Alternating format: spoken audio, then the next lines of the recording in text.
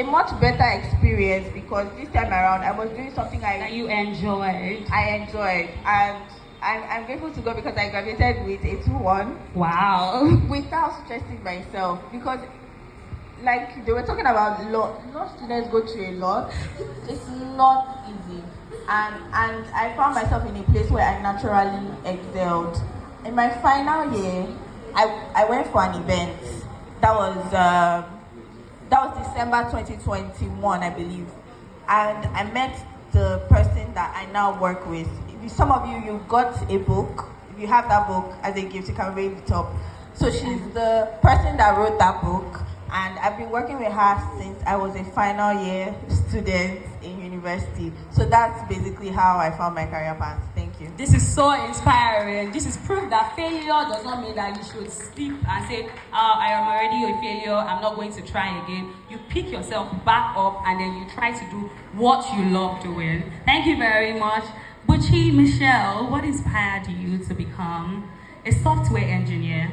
Okay, so I think that my journey is sort of like very pivotal from what every other person has said.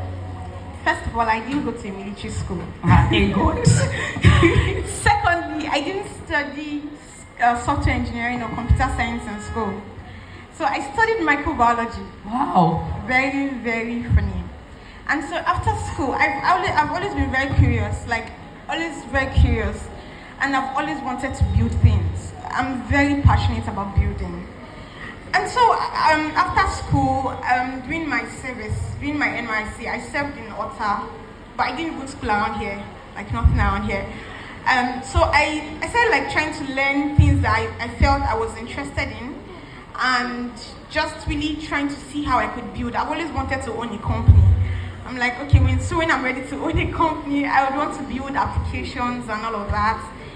And so I went through the whole process of going through boot camps, internships, from a learning boot camp to an internship to my first few jobs. My first job was as a technical writer.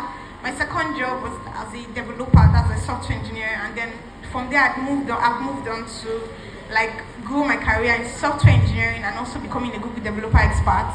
So it was just more like a jump, and so far it's been very, very exciting, and I'm really grateful that I made that leap. So happy to hear from you. A round of applause for our panelists. So the next question is directed at you, Daniela. Right? How can students identify the right career path for themselves? Like these ladies here, how can they identify? Because some of them are just, let's say, in science class because, oh, my friend is in science class, I also want to be close to my friend. Or everybody's a lawyer in my family, or I like the idea of being a lawyer. What does it take to actually identify that this career path is not just because of societal pressure or stereotypes and all of that? How can they identify? Because like you said, you mentioned that you just do not like the idea of force. You have to do this thing without asking questions, right? So how can they also identify that this is the career path that I can take? Okay, so I like that today the director has spoken about aptitude test. That is one of the ways. But why I would still say this despite aptitude test. I am someone who is good in mathematics. I don't like English. I feel like English is stressful. And I think that people that like maths don't like English, and people that like English don't like maths. I'm not sure, but that's what I think. So growing up, I was good in mathematics, and I remember when I decided to study law, being the first lawyer in my family, everybody was shocked. Even I myself, looking back, I wonder what I was drinking. Because thinking about it, I was good in chemistry. I would go to science class, and I would sit with my friend, and would discuss chemistry, and would analyze it. And they would put me on a mathematics scale, and would do competitions, and it was so much bad that when they see my performance in maths, they would be, why is she in art class? Now the thing is, you need to understand yourself. One of the ways you know what you will do is what you are passionate about.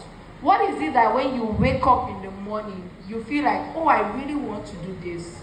I want to get my hands on this thing. When you identify that thing, the next thing to do is to go and learn about it. They said law is hard. I don't deny it. But I think what kept me going was that I had passion. And I also had an idea of what I was getting into. It's not the same. When I got into law, there was a day I woke up and I said, oh boy, I'm withdrawing from law. I am not doing it again, but I kept going. And this is why, if you don't know what that thing is about, when you get in there halfway, you would not want to do it anymore. Exactly. I like her story. She realized at a point that this wasn't it anymore. So identify